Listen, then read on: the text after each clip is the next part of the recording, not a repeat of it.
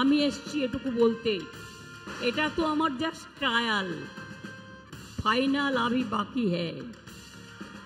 আসামে আমি ট্রায়াল দিতে এসছি, ফাইনাল খেলতে আসবো আবার। দেখা হবে কি লোকসভায় খেলা হবে, লোকসভায় খেলা হবে। আর আজকের দিনে ওদের দাঙ্গা করার পরিকল্পনা আছে, সাবধানে থাকবেন, সতর্ক থাকবেন। দাঙ্গা করে ভোটে পয়দা লুটতে চায়, দাঙ্গা করা ছাড়া, মিথ্যে কথা বলা ছাড়া, ভাওতা ছাড়া বিজেপির আর কোনো গ্যারেন্টি নেই। ওদের একটাই গ্যারেন্টি, দাঙ্গা করো, ভোট লোটো, সংখ্যালঘুদের পেশো, বাঙালিদের পেশো, ছাত্র যৌবনের সর্বনাশ করে দাও। আমি তো আস্তে আস্তে দেখলাম কিছুই হয়নি শিলচরে, আমি তো আস্তে আস্তে এটুকু দেখলাম কিছুই নেই, দু একটা ছোট ছোট দোকান আর বিজেপির কারখানা ছাড়া আর কিছু নেই। ভুলে গেছে। আমি আস্তে আস্তেও পার্টি স্লোগান দিচ্ছিল, আমি বলি তোরা আমাকে ভোট দেখিস, দিয়ে যা, যার যা ইচ্ছা স্লোগান দিয়ে যা, আমার কি যায় আসে, আমার ফসকা পড়বে না। আমি মা মাটি মানুষকে বিশ্বাস করি। ঘা যেদিন মা মাটি মানুষ দেবে সেদিন বুঝতে পারবে কত ধানে কত চাল। ছিড়বেন আপনি, কিছুই ছিড়তে পারবেন না। জিপ ছিড়বেন, সেদিন চলে গেছে। মানুষ এবার সব করে জুতো, লাঠি, ঝাঁটা দেখাচ্ছেন আপনার নেতাদেরকে। এই শেষ জীবন এটাও মমতা ব্যানার্জিকে দেখতে হবে, যে পাপ করেছেন না, আর এই পাপীদের নিয়ে যে রাজত্ব চালাচ্ছেন, তার পরিণাম হচ্ছে তাকে আজকে অসম্মান সহ্য করতে। এর চেয়ে দুর্ভাগ্যের কি হবে? 40 বছর একটা, 45 বছর একজন রাজনীতি করার পরে চোর স্লোগান শুনতে হয় শেষ বয়সে। এর চেয়ে কি সন্ন্যাসী না উচিত?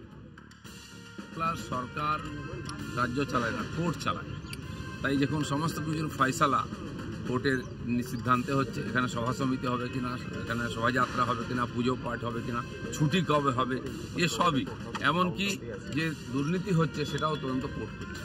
এটাকে দেশের বাইরে মনে করা হয়। জয় বাংলা যারা বলছে, বাংলাদেশের স্লোগান দিচ্ছে, বা সব কিছু এই সুপ্রিম কোর্ট মানব না, কি বলে আদালত মানব না, লোকসভা মানব না, নির্বাচন কমিশনকে মানব না, সেন্ট্রাল গভর্নমেন্টকে মানব না, সেন্ট্রাল ফোর্সকে মানব না, এজেন্সিকে মানব না।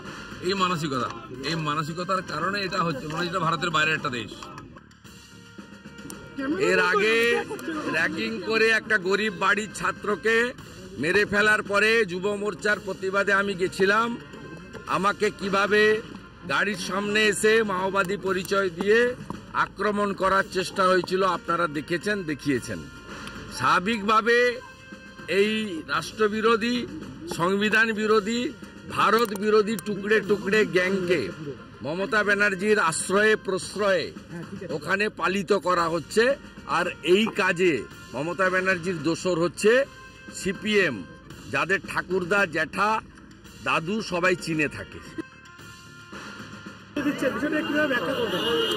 এখন ঠেলায় না পড়লে বিড়াল গাছে চড়ে না, আপনারা জানেন। এখন মমতা বন্দ্যোপাধ্যায় রামনবমীতে ছুটিও দিচ্ছেন, তৃণমূলও নাম নিচ্ছে। তো ভূতের মুখে নাম শুনে আমাদের ভালোই লাগছে। যারা বিজেপি মোড়ে মাদার টেরেসার মূর্তি স্থাপন করে বিজেপি মোড়ের নাম পরিবর্তন করতে চায়, তারা নাম নিচ্ছে, এটা ভালো লক্ষণ, খারাপ লক্ষণ তো না। লোকসভা নির্বাচনে প্রার্থী হতে যাচ্ছেন, দেশের আইনসভার সদস্য হবেন, তিনি যদি তার স্বীকারোক্তিতে, এফিডেভিটে তিনি যদি মিথ্যা তথ্য দিয়ে নির্বাচনে প্রতিদ্বন্দ্বিতা করেন, তাহলে নির্বাচিত হওয়ার পর তার দুর্নীতি কোথায় গিয়ে ঠেকবে, এটা ভেবে আমরা আতঙ্কিত।